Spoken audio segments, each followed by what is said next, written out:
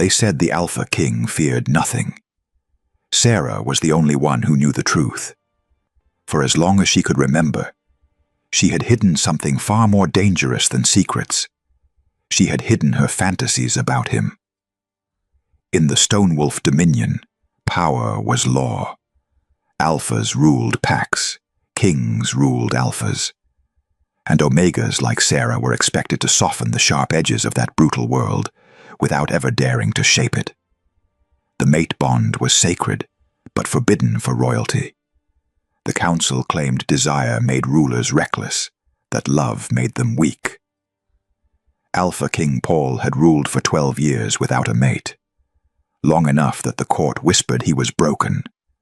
Long enough that rival packs tested his borders like wolves circling wounded prey.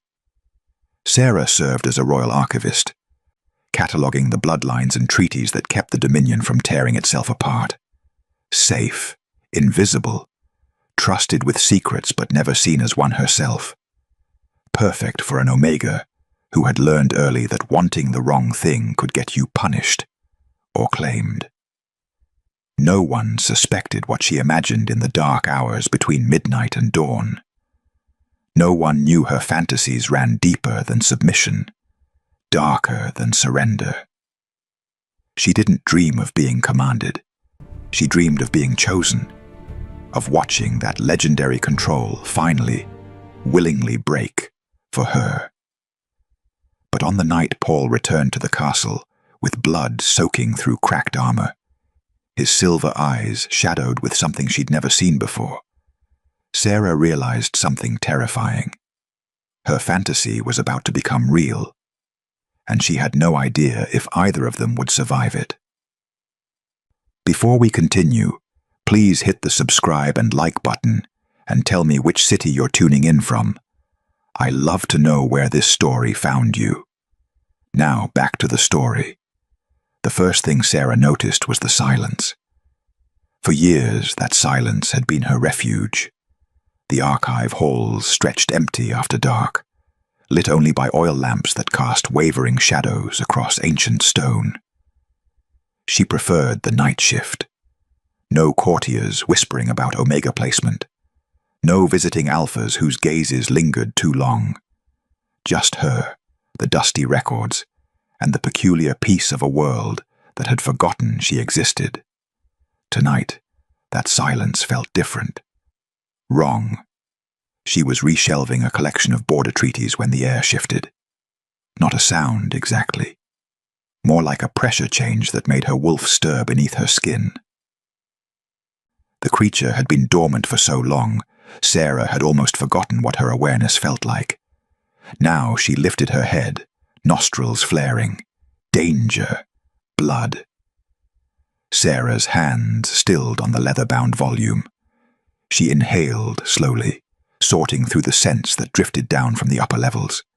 Stone and parchment, lamp oil and dust. And underneath it all, faint but unmistakable, iron.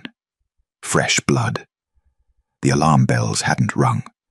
No guards had rushed past. Whatever had happened, the castle didn't know yet. She should have left it alone. Should have continued her work, pretended she'd noticed nothing. That's what a smart Omega would do. The kind who understood that curiosity could get you killed, or worse, noticed. Instead, she followed the scent. The lower archive corridors twisted like a maze, narrow passages carved from the mountain itself. Sarah moved through them by memory more than sight, her soft leather shoes silent on stone, worn smooth by centuries of footsteps. The blood scent grew stronger. Her pulse quickened. She rounded a corner and stopped. Alpha King Paul leaned against the wall, one hand pressed to his side, where blood seeped dark between his fingers. His armor hung in cracked pieces, revealing tears in the leather beneath. His breathing came shallow and controlled. Too controlled. Even wounded, even alone, he held himself like a drawn blade. Their eyes met. For a moment, neither of them moved. Sarah watched his pupils dilate, watched him process her presence with that unsettling focus that made him so dangerous. Paul noticed everything: hesitations, breathing changes, the tiny betrayals the body made before the mind could catch up. He was noticing her now. "You shouldn't be here," he said, his voice rough with pain. "I work here," she replied, somehow keeping her voice steady. "The upper archives." His silver gaze never left her face. Not the abandoned corridors where kings come to bleed in private. He was giving her an out, a chance to pretend she'd seen nothing, to walk away and preserve the careful invisibility she'd built her entire life around. She should have taken it. Instead, she closed the door behind her and heard the lock click into place. The sound of the lock echoed in the narrow corridor like a verdict. Sarah's heart hammered against her ribs as she turned back to face him. The Alpha King hadn't moved, but his eyes had darkened, that predatory focus sharpening into something that made her wolf press low and still inside her chest. "That was foolish," Paul said quietly. "Probably." Sarah crossed the space between them, each step feeling like a choice she couldn't take back. "Let me see the wound." "I've survived worse, and bled out alone in forgotten corridors." She stopped just out of reach, close enough to smell the copper tang of blood mixed with something else, pine and winter air, the scent that clung to him after he'd been running. "Let me see it." For a long moment, he simply watched her. Then, slowly, he removed his hand from his side. The gash ran deep across his ribs, the edges ragged as if something had torn rather than cut. Blood welled thick and dark, soaking into the ruined leather of his undershirt. Sarah's breath caught. This wasn't a training accident. This was an ambush. "Who did this?" she asked, already moving closer. "Assassins." "3 of them." His voice remained steady despite the blood loss. "I dealt with them." "Clearly." Sarah pulled a clean cloth from her archival supplies, meant for handling delicate documents, now pressed against a king's wound. "This needs stitching." "In the morning, the royal physician will ask questions you don't want to answer." She applied pressure, feeling him tense beneath her hands. Muscle and heat and barely restrained power. "That's why you came here instead of your chambers." Paul's jaw tightened. "You're perceptive." "I'm an archivist. I notice what doesn't fit the pattern." Sarah kept her eyes on the wound, not trusting herself to look at his face. Not this close. Not with her hands on his skin. 3 assassins shouldn't have gotten past your guard, which means someone let them in. "That," he said softly, "is a dangerous conclusion to voice aloud." "Then it's fortunate we're alone in an abandoned corridor where kings come to bleed in private." Something shifted in the air between them. Sarah felt it like static before a storm, that electric awareness that made her too conscious of every breath, every heartbeat. She was close enough to feel the heat radiating from his body, despite the blood loss. Close enough to see the faint scar along his collarbone, the one that disappeared beneath his collar. She'd memorized that scar in her fantasies.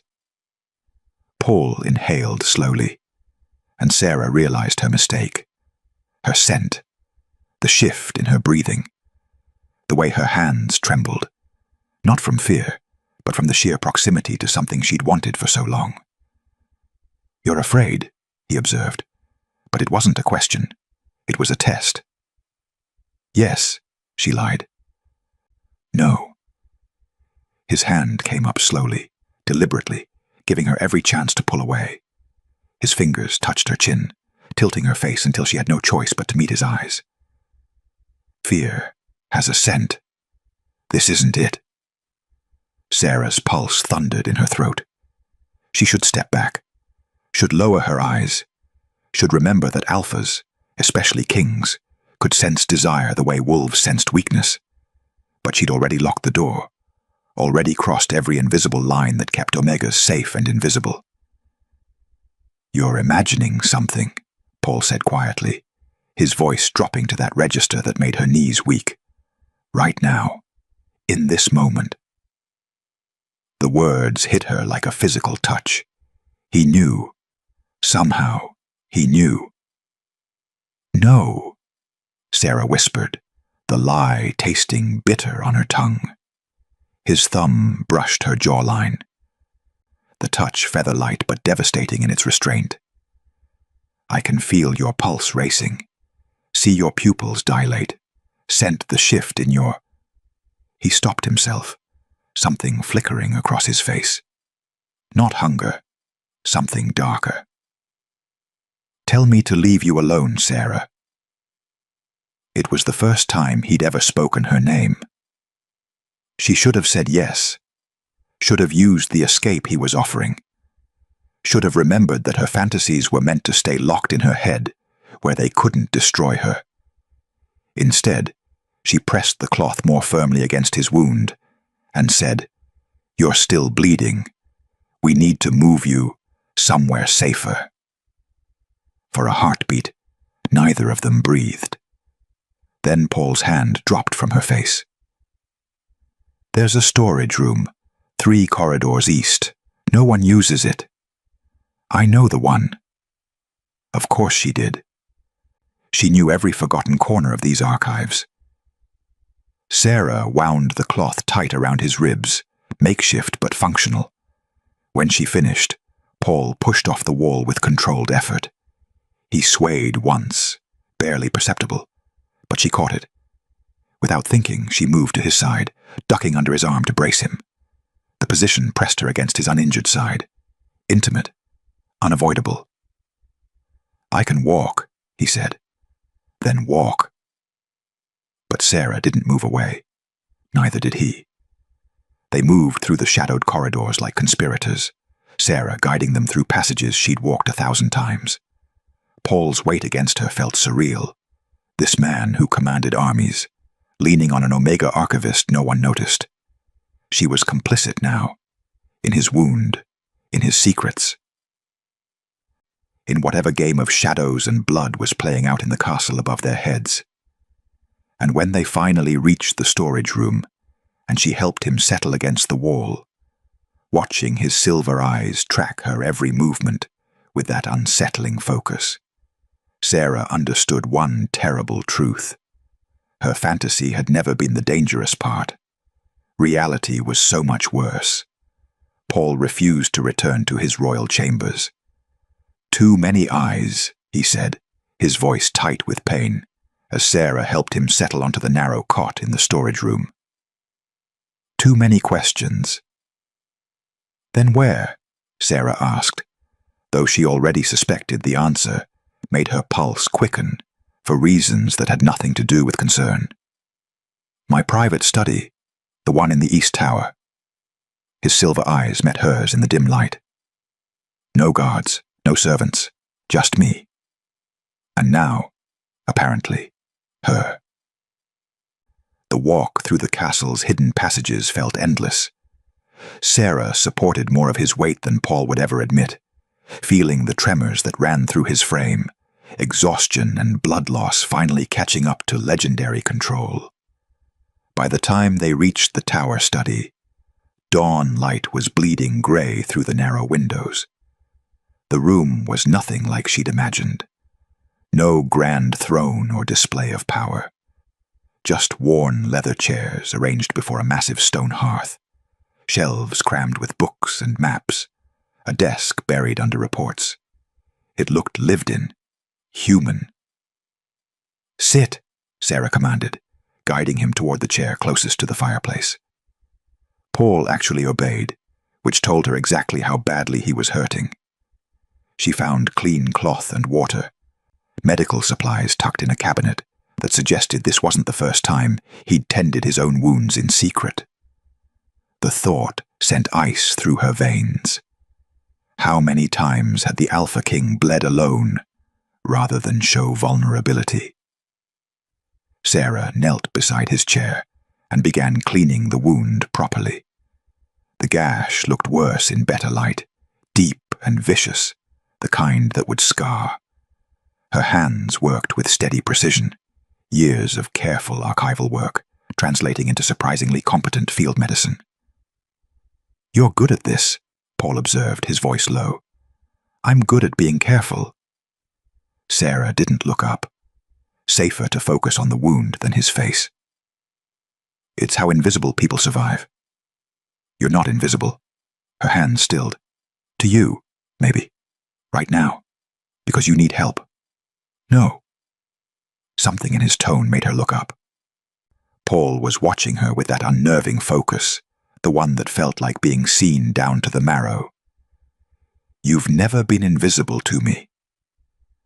The confession hung in the air between them, heavy and dangerous. Sarah forced herself to return to her work, threading the needle she'd found in the medical kit.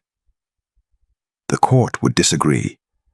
I've served in the archives for 3 years. You've never spoken to me before tonight." "I've spoken to you 17 times. Her hands froze. "What?" 17 times, Paul repeated quietly. "The first was 2 years ago.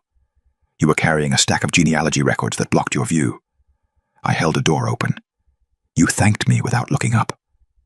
His lips curved into something that wasn't quite a smile. "The most recent was 6 days ago. You passed me in the corridor outside the council chambers. You dropped your gaze and whispered, 'Your Majesty,' so softly I almost didn't hear it."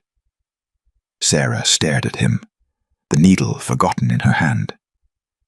He'd counted. He'd remembered. "Why?" The word escaped before she could stop it. "I don't know." Paul's expression shifted, frustration flickering across features that rarely showed anything. "That's what unsettles me. I notice details. It's necessary for survival. But with you—" He paused, seeming to choose his words carefully. "I notice everything. The way you tuck your hair behind your ear when you're concentrating. How you mouth words while you read. That you take the night shifts because you prefer the silence." "You're describing surveillance," Sarah said, though her voice came out breathless. "I'm describing observation." His hand rose slowly, giving her time to pull away, before his fingers caught a strand of her hair. "There's a difference." Sarah's heart hammered. She should move, should remember her place, should— "How do others look at you?" The question tumbled out unbidden. Paul's hand dropped. For a moment, something raw flickered across his face. With fear, with calculation, with the weight of what they want from me. He leaned his head back against the chair, exhaustion carving lines around his eyes.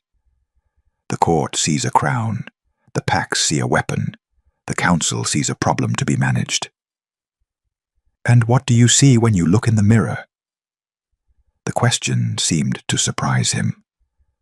Paul was quiet for a long moment, firelight casting shadows across the brutal architecture of his face.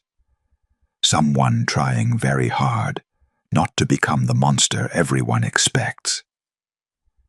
The honesty of it struck her like a blow. Sarah had spent years imagining what lay beneath his control, but she'd never considered this, that his restraint wasn't just discipline, but desperate prevention. That he feared himself more than anyone feared him. "You're not a monster," she said softly. "You don't know that. I know you gave me 17 chances to see you as human." Sarah resumed stitching, her hands steady despite the trembling in her chest. A monster wouldn't bother counting. Silence settled between them, broken only by the crackle of fire and the whisper of thread through skin. Paul didn't flinch as she worked, but she felt the tension in him, Not from pain, but from proximity, from being seen in return. When she finished, Sarah tied off the final stitch and sat back. Done. You'll need to rest and... Stay. The word stopped her mid-breath. Just... Paul's eyes met hers, and for the first time she saw something unguarded in that silver gaze. A little longer. Please. It wasn't a command. It was a request. And Sarah, who had spent her entire life being careful, being invisible, being safe, found herself settling onto the floor beside his chair without a word. Outside, the sun continued its slow rise over the Stonewolf dominion. Inside, something far more dangerous was awakening between an Omega who hid her fantasies and a king who noticed everything. Sarah stayed for 3 days. Not continuously. That would have sparked rumors even the castle's thick walls couldn't contain. But she returned each evening after her archive shift ended, slipping through the hidden passages with supplies and fresh bandages, pretending this was merely duty and not the slow unraveling of every defense she'd ever built. On the second night, Paul asked her to read to him. "The wound makes it difficult to focus," he said, though Sarah suspected the truth was simpler and more devastating. He was lonely. She chose carefully from his collection, avoiding romantic epics and settling on the founding of the Northern Pax, a dry political history that should have been safe. It wasn't. "And so the Omega Accords were signed," Sarah read aloud, firelight dancing across the ancient pages, establishing that unmated Omegas of breeding age would be held in trust by the Council, distributed to strengthen territorial alliances and ensure Pax stability. Distributed? Paul's voice cut through the crackling silence, sharp with disgust. As if they were grain stores. Resources to be allocated. Sarah's fingers tightened on the book. It was a different time. It was 3 generations ago. He shifted in his chair, wincing slightly. My grandfather signed those accords. The Council still quotes them when they push their political matches. You've refused everyone, Sarah said carefully. It was common knowledge in the castle. The Alpha King's stubborn resistance to taking a mate had become its own form of legend. Because I won't treat someone as currency. Paul's jaw tightened. The bond is supposed to be sacred, not a treaty sealed with a body. The bitterness in his voice caught her off guard. Sarah had assumed his refusal came from that legendary control, from not wanting the vulnerability a mate would require. She'd never considered it might be principle. The Council claims stability requires strategic bonds, she ventured. The Council claims many things. His eyes met hers, including that Omegas are happier when their choices are made for them. Do you believe that? The question hung between them like a blade. No, Sarah admitted quietly. I believe we learn very young that wanting the wrong thing is dangerous, so we stop wanting at all. Something shifted in Paul's expression. Recognition, maybe, or grief. And if you could want, freely. The words trembled on her tongue. I'd want you. I'd want to be chosen, not assigned. I'd want to watch your control break because you trusted me enough to let it. Instead, she turned back to the book. Shall I continue? Paul let her retreat. He always did. Sarah read for another hour, her voice filling the quiet spaces of the tower study. The history was brutal, wars over territory, Pax destroyed, Omegas traded like spoils. But woven through it were smaller moments, a pair bond that stopped a decades-long feud, an Omega advisor whose strategy saved her pack from annihilation, rare glimpses of love cutting through political machinery. Stop, Paul said suddenly. Sarah looked up. What? Go back. That last section. She backtracked to a passage she'd barely registered. Alpha Marcus of the Riverlands defied the council by bonding his chosen mate without approval. When challenged, he stated simply, "I will not rule without her. If that makes me unfit, so be it." The council, facing either acceptance or civil war, yielded. "He chose her," Paul said softly. "Over his crown. Over everything. He almost lost his kingdom. But he didn't lose her." Paul's gaze remained fixed on the fire. "That's the part the council never mentions, that sometimes the thing they call weakness is actually the only honest strength we have." Sarah's breath caught. She understood suddenly that they weren't just talking about history anymore. The silence that followed felt different, charged with all the things neither of them could say. Sarah closed the book, her hands unsteady, and found Paul watching her with an expression that made her wolf stir restlessly. "Tell me something true," he said. "Something you've never told anyone." "That's not fair." "I know." But he didn't look away. Sarah considered lying, considered deflecting, considered all the safe responses an invisible Omega should give an Alpha King. "Sometimes," she whispered, "I imagine what it would be like to be dangerous instead of careful." "You are dangerous." Paul's voice dropped to barely above a murmur. "You just don't realize it yet." Before she could respond, his eyes drifted closed. The exhaustion he'd been fighting finally claimed him, his breathing evening into the rhythm of sleep. Sarah should have left then, should have gathered her things and retreated to safety.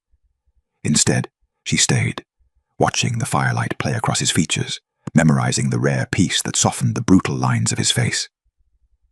"Sarah," he murmured, still asleep. Just her name.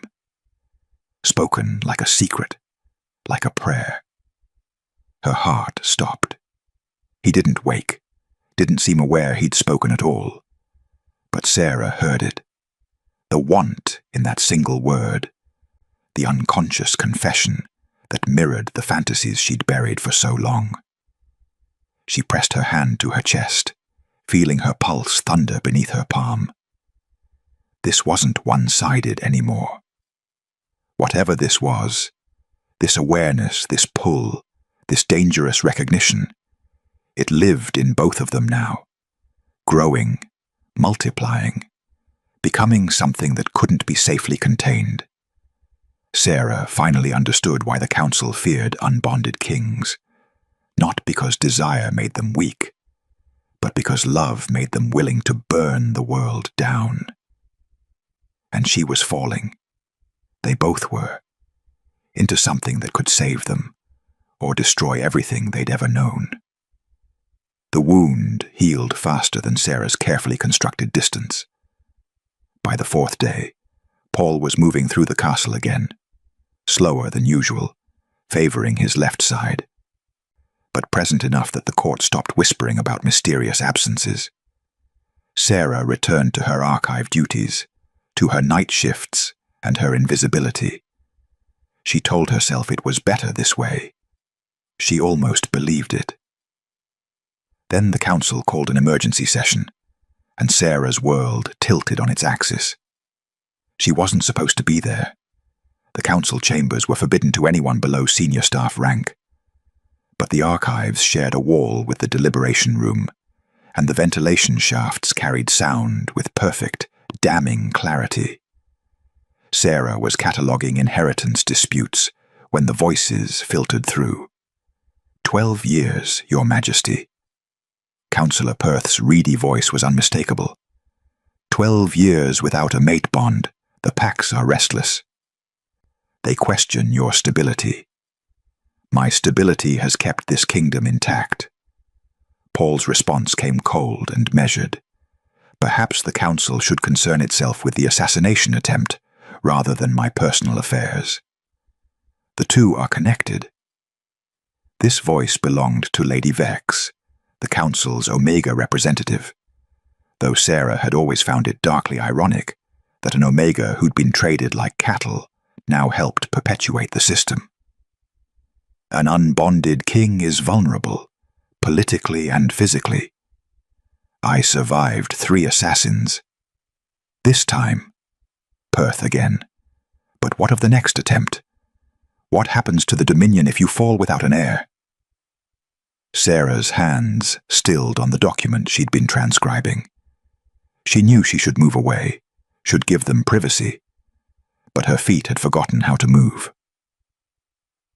We've prepared a list, Lady Vex continued. Suitable Omegas from the major packs, strong bloodlines, politically advantageous matches. The sound of parchment sliding across wood. Omega Celeste from the Silverpine pack. Her father controls the Eastern Territories. Omega Margaret from the Ironwood line. Their alliance would secure the northern borders. Omega. No. The single word cut through the recitation like a blade. Your Majesty, Perth said carefully, you cannot continue refusing. I can refuse as long as these suitable Omegas are presented like livestock at auction. Paul's voice had dropped to that dangerous register Sarah recognized. Find me a list of intelligent, capable individuals who have agency over their own lives, and I'll consider it. Bring me another roster of political pawns, and I'll have you removed from this council. Silence crashed through the chamber. You're being unreasonable, Lady Vex said finally. The bond isn't about personal preference. It's about duty. Then perhaps, Paul replied, duty and I need to renegotiate our terms. Sarah heard him leave, footsteps sharp and angry, the council chamber doors slamming with enough force to rattle the ventilation grate. She should have felt relief, pride even, at his refusal to treat Omegas as commodities. Instead, ice settled in her stomach, because Perth's voice drifted through again, quieter now but sharp with calculation. He's protecting someone. Impossible, Lady Vex scoffed. We monitor all his interactions. There's been no one. Then explain his sudden interest in the welfare of unbonded Omegas. Explain why he's been spending evenings in the East Tower study when he's always preferred his royal chambers. The assassination attempt was 3 days ago. His wound is healed, yet he continues to avoid his usual quarters. A pause, heavy with implication. Someone has access to that study. Someone he trusts. Sarah's heart hammered against her ribs. You think he's already chosen? Lady Vex sounded intrigued rather than concerned. Without council approval? I think, Perth said slowly, that we need to identify every Omega who's had private access to the Alpha King in the past week. And we need to do it quietly. Sarah backed away from the ventilation shaft, her hands shaking. She'd been so careful. The hidden passages, the late hours, the absolute discretion. But careful wasn't the same as invisible. Not when the council was looking. She didn't go to the East Tower that evening, or the next.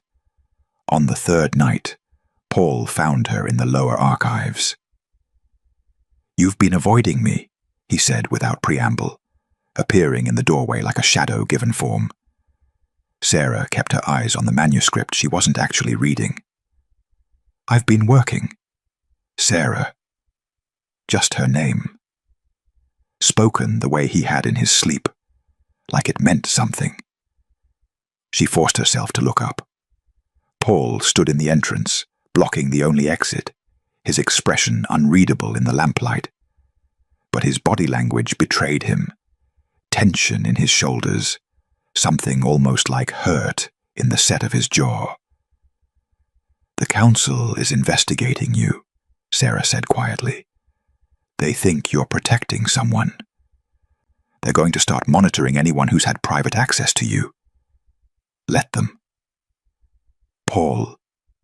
His name escaped before she could stop it, intimate and dangerous. If they find out that we've been... What? He moved closer, each step deliberate. That you've been helping me recover. That I've found someone whose company I actually value. What exactly are we hiding? Everything, Sarah thought. The way I look at you. The way you say my name. The fact that my fantasies are becoming memories, and I don't know how to stop wanting more. Your reputation, she said instead. Your authority. The council will use me against you.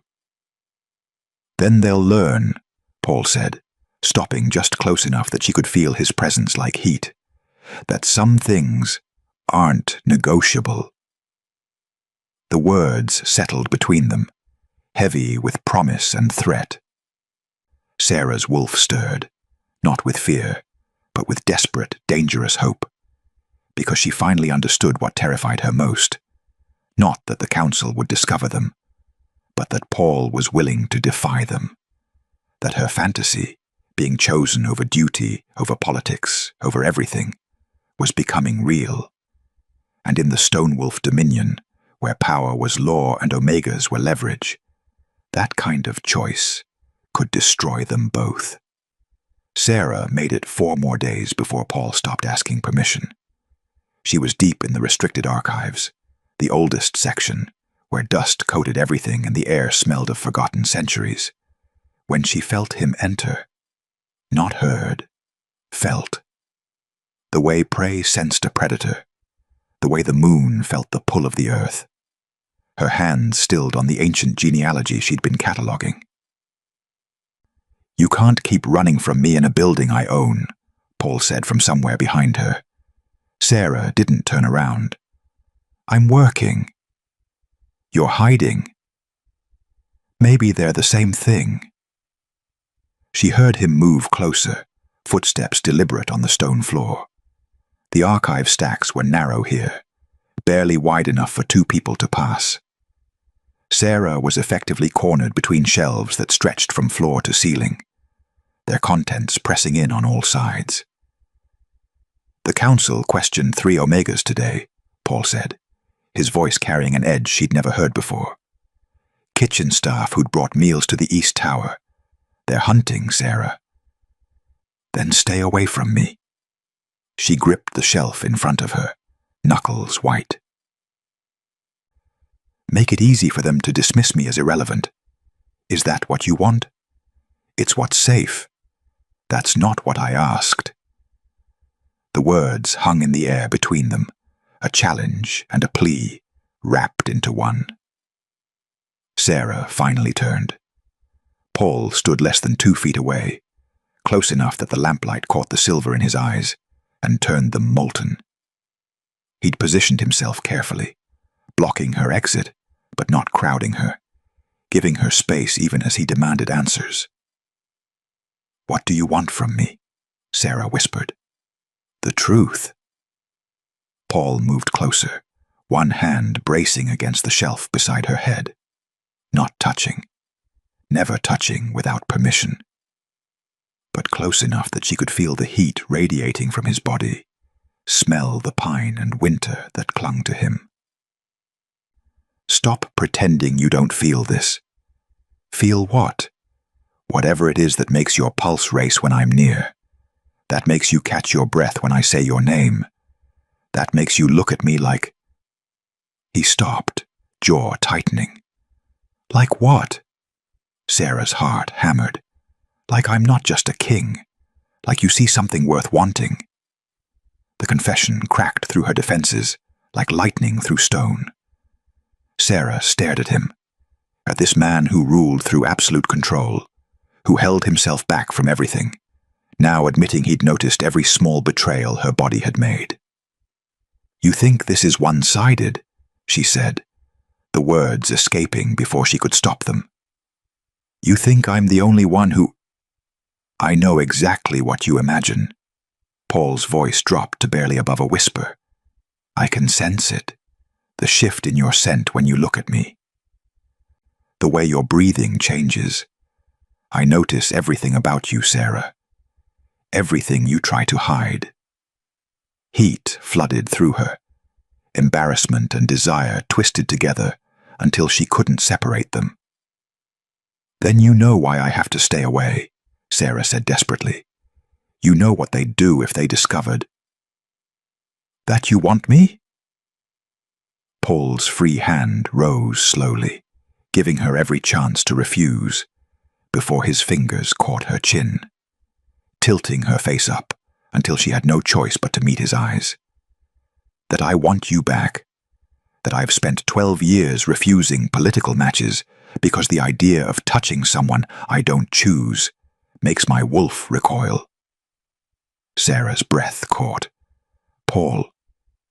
Say no, he said urgently, his thumb brushing her jawline with devastating gentleness. Tell me to step back. Tell me this is just duty and proximity and loneliness. Tell me anything that will make me stop wanting you. I can't. Then tell me what you want. Please, Sarah, because I'm holding on by a thread, and I need to know if I'm alone in this. The words broke something inside her. The careful control, the years of hiding, the terror of wanting the wrong thing. Sarah's wolf surged forward, desperate and demanding, urging her to finally speak the truth she'd buried for so long. I want. Her voice cracked. She forced herself to continue. I've imagined this. You. Like this. Close enough to feel dangerous. Paul's eyes darkened, but he didn't move closer. And in my fantasies, you lose control. The confession tumbled out, raw and honest and terrifying. Not because I submit, not because you command, but because you choose to. Because you trust me enough to stop holding back. For a heartbeat, Paul didn't react. Then something shifted in his expression. Not hunger, but fear. Raw and visceral. You don't understand what you're asking, he said hoarsely. I understand perfectly. No. His hand dropped from her face. You imagine control breaking. I imagine becoming the kind of alpha who mistakes desire for entitlement, who takes instead of asking. Who? He stopped, breathing ragged. Sarah reached up slowly, deliberately, and placed her hand over his heart. Felt it hammering beneath her palm. I'm not asking you to take, she whispered. I'm asking you to choose.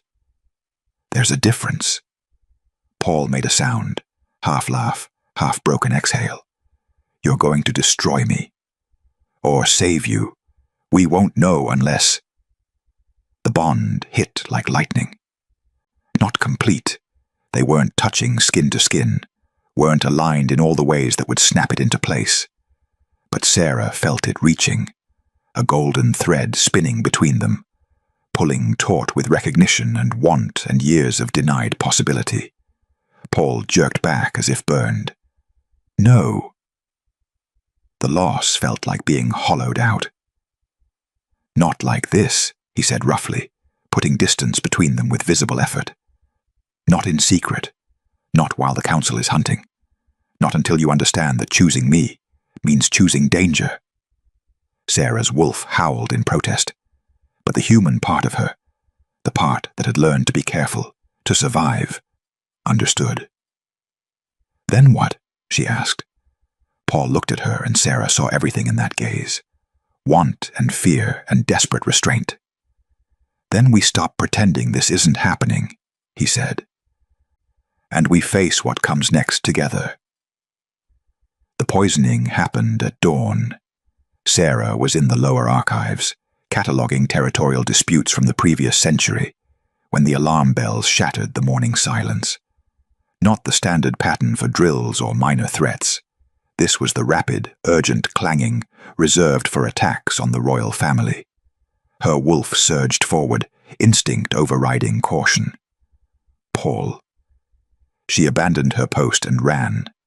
The castle was chaos. Guards rushed through corridors, servants pressed against walls to let armed patrols pass, courtiers clustered in doorways exchanging frantic whispers. Sarah navigated the pandemonium with single-minded focus, taking servant passages toward the royal wing. A hand caught her arm. She spun, ready to fight, and found herself facing Commander Hayes, Paul's head of security, his scarred face grim. "You need to come with me," he said. Not a request. "What happened? Is the king alive?" "Barely." Hayes pulled her into an empty corridor. "Someone poisoned his morning tea. He collapsed during the council meeting." Ice flooded Sarah's veins. "Who?" "That's what we're trying to determine." Hayes's eyes narrowed. "The tea service came from the royal kitchens. Standard protocol. But the poison was wolfsbane extract, rare, expensive, and requiring specific knowledge to prepare." The implication hit her like a physical blow. Wolfsbane, the herb she'd used for years, the herb she'd researched extensively in the archives. "You think I—" Sarah couldn't finish the sentence. "I think," Hayes said carefully, "that someone is trying very hard to make it look like you." The head archivist reported that restricted botanical texts were accessed from your station last week. Texts detailing wolfsbane preparation. "I was researching historical omega suppression methods." Sarah's mind raced. "For a genealogy project on the Omega Accords. It's all documented in my work logs." "I believe you." Hayes's expression softened fractionally. "But the council won't. Especially not when they discover the king has been meeting with you privately. They know. They suspect. This poisoning gives them justification to investigate everyone close to him." He glanced down the corridor. "The king is demanding to see you, against my strong advisement." "Then take me to him." Paul was in his private chambers, surrounded by healers and guards, looking murderous despite the pallor in his face. When Sarah entered, his silver eyes locked onto her with such intensity, she felt it like a physical touch. "Everyone out," he commanded. "Your Majesty, you need—" A healer began. "Out." The room cleared within seconds. Sarah stood frozen as the door closed, leaving them alone for the first time since the archives. Since the bond had nearly snapped between them.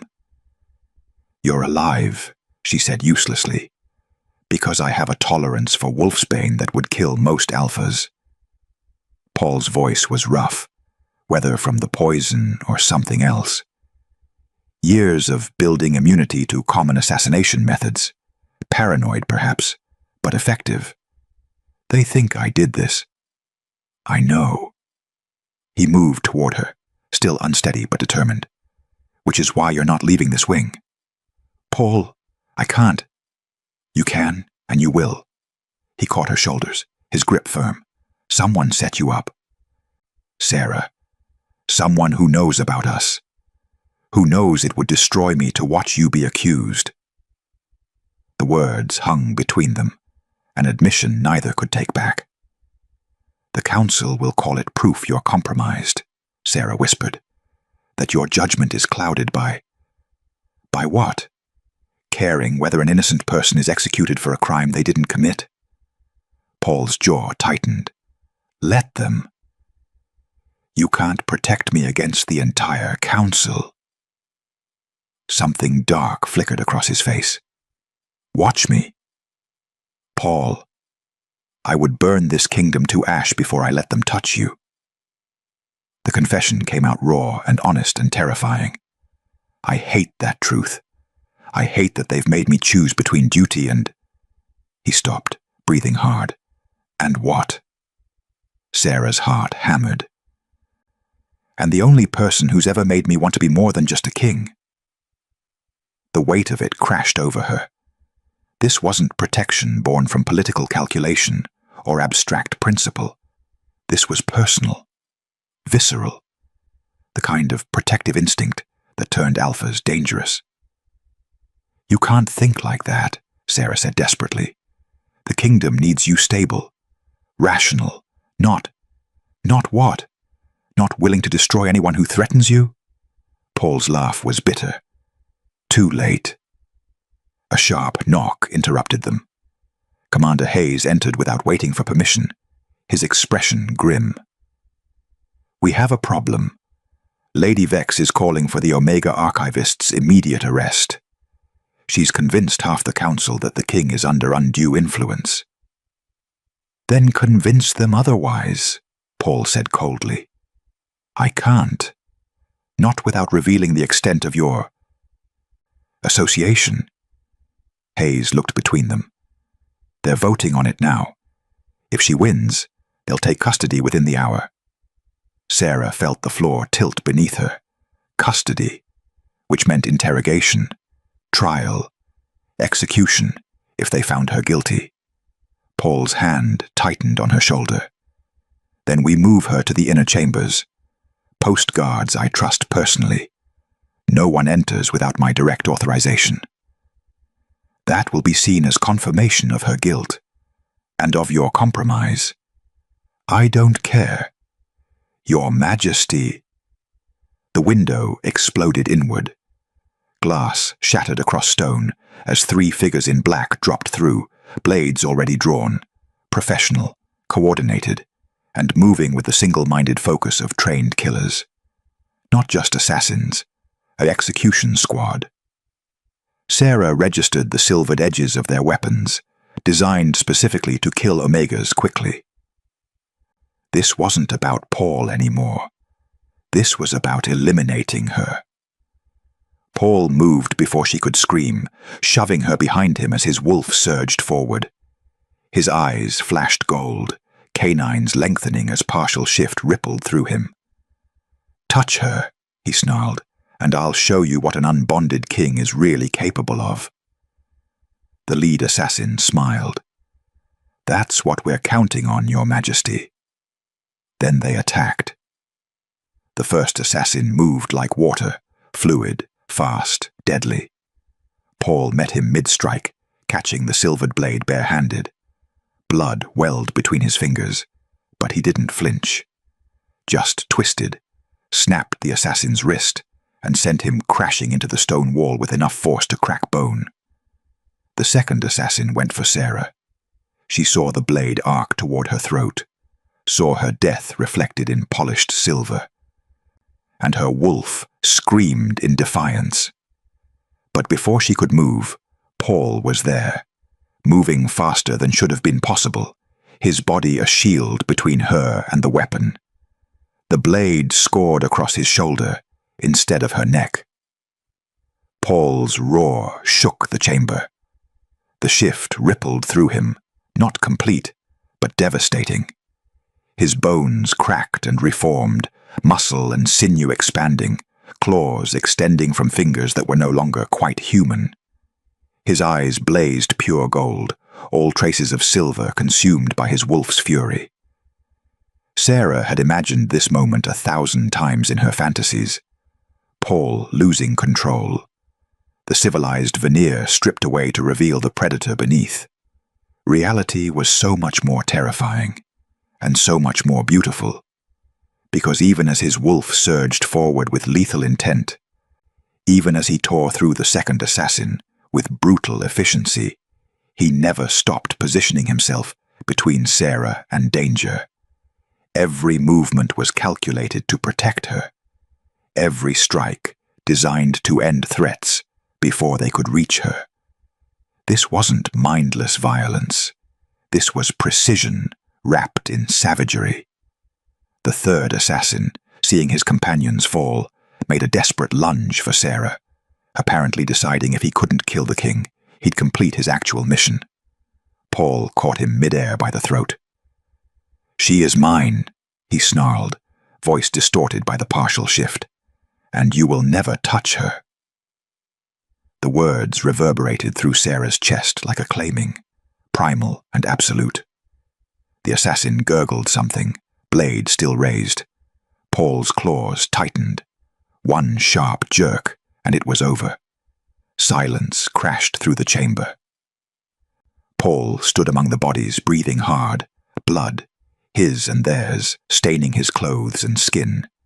His wolf still rode close to the surface, visible in the gold of his eyes and the tension in his frame. Dangerous, barely contained. He turned to Sarah. For a heartbeat, she saw the fear flash across his face, that raw terror of what she might see when she looked at him now. Not a king, not even a man, just a wolf who'd killed to protect what was his. Sarah closed the distance between them. "Don't," Paul said hoarsely. I can't." She placed her hand over his heart, felt it hammering beneath her palm, frantic and powerful. "I trust you," Sarah whispered. The words broke something in him. Paul made a sound, half sob, half growl, and pulled her against his chest, not roughly. Despite the blood and the violence and the wolf still riding his skin, his arms came around her with devastating gentleness. "You shouldn't," he said into her hair. "You saw what I saw you protect me." Sarah pulled back just enough to meet his eyes. "I saw you stay in control even when you were letting go. I saw exactly what I've always imagined, Paul. Not dominance, not brutality, but restraint in the shape of violence. Power with purpose. That's not—" His voice cracked. "That's not what I saw in the mirror. Then look at me instead." Paul's eyes searched her face, looking for revulsion or fear or rejection. Finding none, something in him shattered. He pressed his forehead to hers, breathing ragged, his whole body trembling with the effort of pulling his wolf back from the edge. "This is what they feared," he said. "An unbonded king losing control for someone. You didn't lose control. You chose violence to protect me. There's a difference. The council won't see it that way. I don't care what the council sees." The declaration hung between them, Sarah's own line in the sand. She'd spent her whole life being careful, being invisible, being safe. But Paul had shown her something more valuable than safety. He'd shown her what it meant to be chosen. The door burst open. Commander Hayes entered with a full guard detail, weapons drawn, only to freeze at the carnage. "Your Majesty." "The Omega stays," Paul said, his voice carrying absolute authority despite his disheveled state. "In my chambers. Under my personal protection. Anyone who questions this answers to me directly. The council will demand—" "The council," Paul interrupted, straightening to his full height, "will accept that their execution squad just tried to murder an innocent woman in my private chambers. They will accept that I eliminated the threat.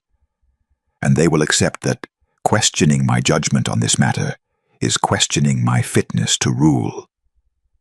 Hayes stared at him. "You're forcing them to choose." "I'm forcing them to recognize that some choices have already been made." Paul's hand found Sarah's, his fingers threading through hers. Blood-stained and steady. "Spread the word. The Omega Archivist is under the King's direct protection. She stays by my side until the traitors in the council are identified and dealt with." "Your Majesty, that's essentially a public claiming." "No." Paul's grip on Sarah's hand tightened. "It's a public choice. There's a difference."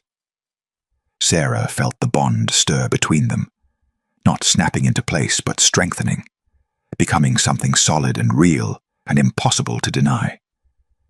Hayes looked between them, understanding dawning in his scarred face. "The council won't accept this quietly. Then they'll learn to accept it loudly." Paul's jaw set with that stubborn determination Sarah had come to recognize. "I've spent 12 years refusing to treat people as political currency. I'm not starting now. Not even for the crown. Especially not for the crown," Sarah realized. Because somewhere between blood in the archives and violence in his chambers, Paul had stopped choosing between duty and desire. He'd simply chosen her. And in the Stonewolf Dominion, where power was law and kings were expected to sacrifice everything for stability, that choice was the most dangerous thing he'd ever done. It was also, Sarah thought as she squeezed his hand back, the most human. "What now?" she asked quietly. Paul looked at her, gold still flickering in his eyes, and for the first time since she'd known him, he smiled. Not the careful, controlled expression he showed the court, but something genuine and slightly wild and absolutely devastating. "Now," he said, "we see if the kingdom can survive an Alpha King who finally stopped being afraid of what he might become." The council convened at sunset. Sarah stood in the gallery above the deliberation chamber, no longer hidden in ventilation shafts, but visible, positioned where everyone could see her. Paul had insisted, if they were going to tear her apart, she would face them directly. Commander Hayes had uncovered the conspiracy within hours.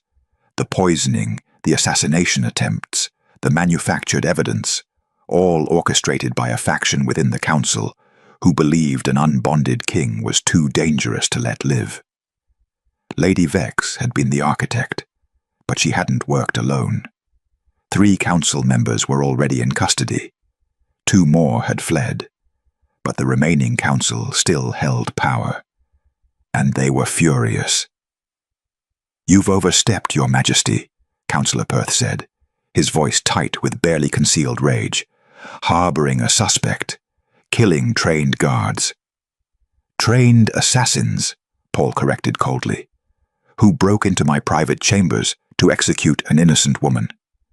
After members of this council poisoned me and framed her for it." "We had no knowledge." "Then you're either complicit or incompetent. Choose which you'd prefer to be remembered for." Sarah watched Paul command the room from his position at the head of the chamber. He'd cleaned the blood away, dressed in formal regalia that transformed him back into the Alpha King. But she could still see the wildness lurking beneath. The wolf that had killed to protect her, now barely restrained behind royal authority. "The Omega was investigated and cleared," Perth said. "We accept your judgment on her innocence, but her continued presence in your private wing is inappropriate. It suggests nothing. It states clearly." Paul's voice cut through the murmuring like a blade. "Sarah stays by my side, not as property, not as political leverage, but because I have chosen to keep someone I trust close during a period when half this council tried to murder me." "Your Majesty, we understand the assassination attempt has shaken you." "I'm not shaken, I'm finished."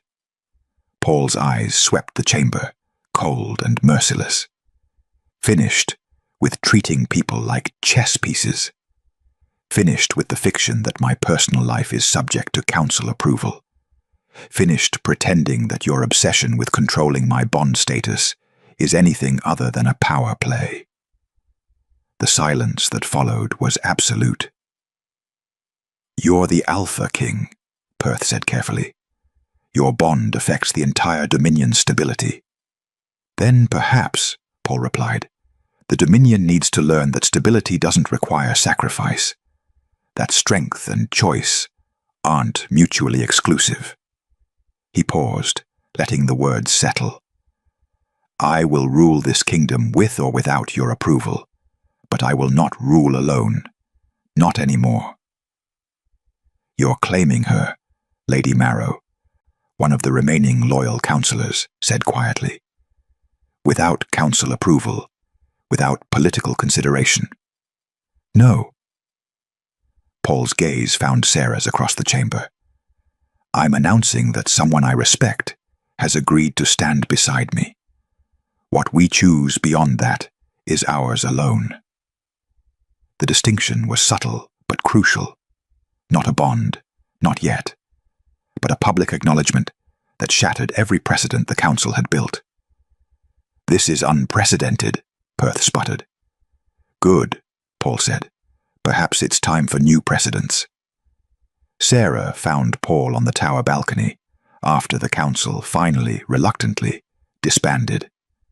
The moon hung heavy over the Stonewolf Dominion, casting silver light across a kingdom still reeling from the day's revelations. "You just declared war on centuries of tradition," Sarah said, stepping beside him. "I declared independence from it. There's a difference." Paul glanced at her, something almost vulnerable in his expression. "Are you angry I didn't ask first? Are you angry I would have said yes?" His lips curved into that rare, genuine smile. "Terrified, actually. Of me? Of how much I'm willing to burn down for you?" He turned to face her fully. "The council will never stop pushing. They'll find new ways to test boundaries, new political matches to suggest, new reasons why this," he gestured between them, "is dangerous." "Is it?" Sarah asked. "Dangerous?" "Probably." Paul's hand rose slowly, cupping her face with the same devastating gentleness he'd shown after the violence. "But I've spent 12 years being safe, being the king they wanted, following rules designed to keep me isolated and controllable." His thumb brushed her cheekbone. "I'm done with that. What if choosing me costs you the crown? Then I'll learn to live without it." The words came without hesitation. "But I won't learn to live without this. Without you looking at me like I'm more than just a title. Without someone who sees the restraint as strength instead of weakness." Sarah's throat tightened. "You know what's ironic? I spent years fantasizing about you losing control, about watching that perfect discipline finally break. I know. I could sense it. But it was never really about that." She placed her hand over his heart, feeling the steady rhythm beneath her palm. "It was about trust, about someone powerful enough to destroy me, choosing not to. About control being a gift instead of a prison." "You taught me that," Paul said quietly. "You taught me the difference between restraint and fear, between strength and isolation." He pressed his forehead to hers. "You taught me how to be human again." The bond hummed between them, still not complete, still waiting for their final choice, but strong enough that Sarah could feel his emotions bleeding through. Fear and hope and desperate, terrifying love. "The council will call this weakness," she whispered. "Let them." Paul's arms came around her, solid and sure. "I've learned that some things are worth being weak for. That's not weakness. No." He pulled back just enough to meet her eyes. "It's the strongest thing I've ever done." Below them, the Stonewolf Dominion stretched into shadow and moonlight. A kingdom built on power and hierarchy, and the careful distribution of control. A kingdom that would have to learn, slowly and painfully, that their alpha king had found something more valuable than absolute authority. He'd found choice. Sarah leaned into Paul's warmth, feeling the future unfold before them. Complicated and dangerous, and absolutely worth fighting for. Her fantasy hadn't made her weak. It had shown a king what strength really meant. And the moon didn't force him to choose her. He chose, anyway. The end. If you loved Sarah and Paul's story, drop a comment below. Your voice determines what I write next. Don't forget to subscribe for more moonlit tales of power, restraint, and the dangerous beauty of being truly chosen.